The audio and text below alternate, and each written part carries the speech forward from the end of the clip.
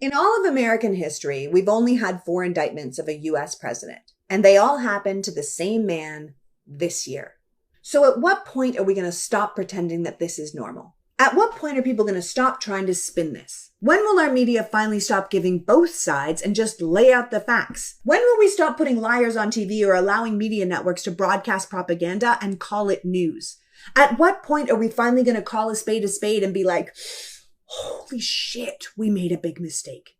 The Republicans allowed a criminal to become their standard bearer, and they are scrambling now, throwing everything at the wall to try and justify or distract from what they knew to be true. We all knew from the beginning who this man was, and if so many hadn't personally benefited from Donald Trump, we might have avoided this. If his shady business dealings had actually been looked into, if someone had followed up on his taxes, on the dozens of sexual assault allegations, on his racist behavior towards his tenants or calling for the death penalty of the innocent Central Park Five, if we had just cut him loose when he mocked a disabled reporter or called Mexicans rapists or bragged about grabbing women by the pussy.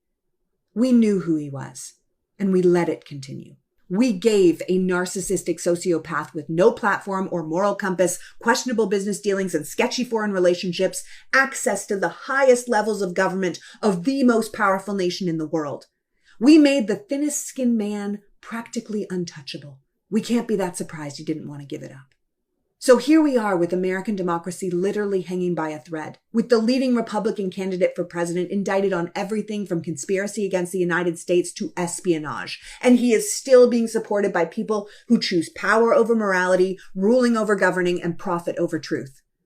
This country is sick, and we need to break the fever. So remember that the DC indictment includes the fact that this president and his allies were willing to declare martial law and use the military on American citizens to put down any uprisings after they illegally stayed in power. This is the same man telling us that should he win again, his plan is to centralize the power of the federal government around the presidency and purge anyone who isn't 100% loyal to him. He's telling us he wants to be a dictator, and we are acting like this is just another election.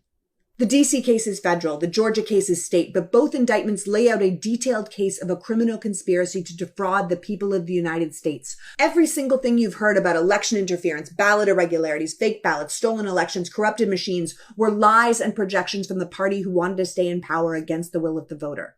Now, obviously, Donald Trump can never be given power again, but neither can the party who allowed this to happen and continues to support him now that they know what he's done.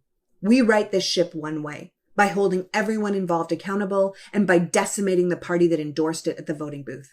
Senator Lindsey Graham was right when he said, if we nominate Trump, we will be destroyed and we will deserve it. Well, you did, you are, and you do.